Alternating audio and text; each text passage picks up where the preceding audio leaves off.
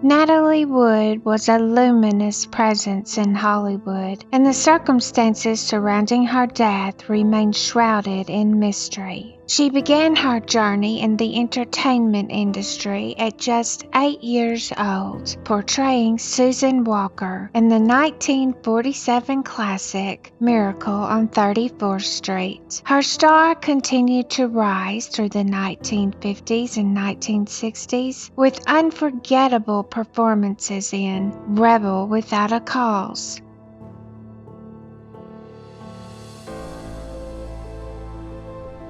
West Side Story,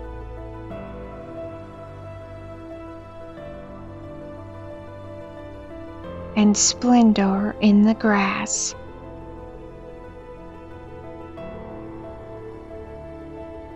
Which earned her an Oscar nomination for Best Actress in 1961. In the 1970s, Natalie shifted her focus to television, balancing her career with motherhood. She had 2 daughters,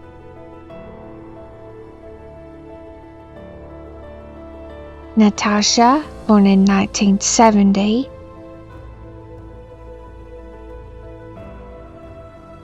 during her marriage to British producer Richard Gregson,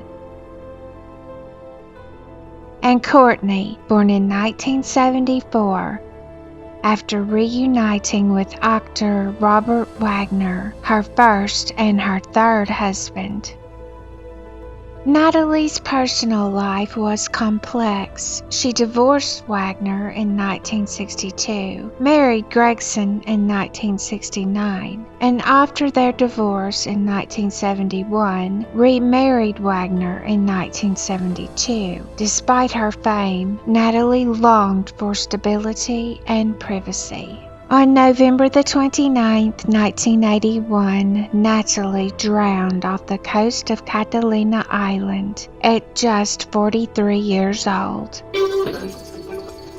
Good evening, everyone. Tonight, our metropolitan area and the whole world mourns the death of 43-year-old movie actress Natalie Wood. Miss Wood won the hearts and minds of fans of the silver screen everywhere. She had spent the weekend aboard Wagner's yacht, the Splendour, with her Brainstorm co-star, Christopher Walken, and the boat's captain, Dennis Davern. That night, Walken was reportedly with Davern, while Natalie and Wagner were alone together. Wagner later told authorities that Natalie was missing when he went to bed. Her body was found the next morning, floating a mile from the boat.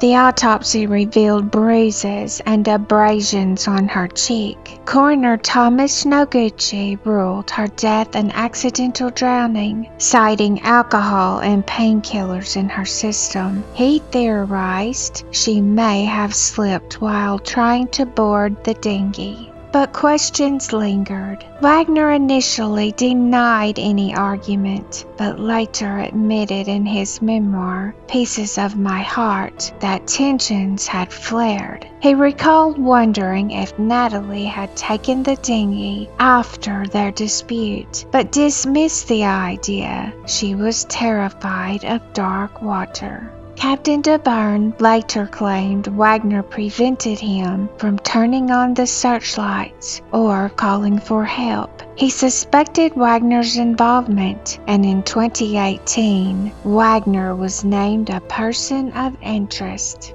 Natalie's sister Lena Wood added another layer of concern. Natalie could not swim and had a lifelong fear of water. She described her sister as terrified of it. Walken, though present, was never considered a suspect. He has consistently maintained his distance from speculation. In a 1986 interview with People, he said, "I don't know what happened. She slipped and fell in the water. I was in bed then. It was a terrible thing."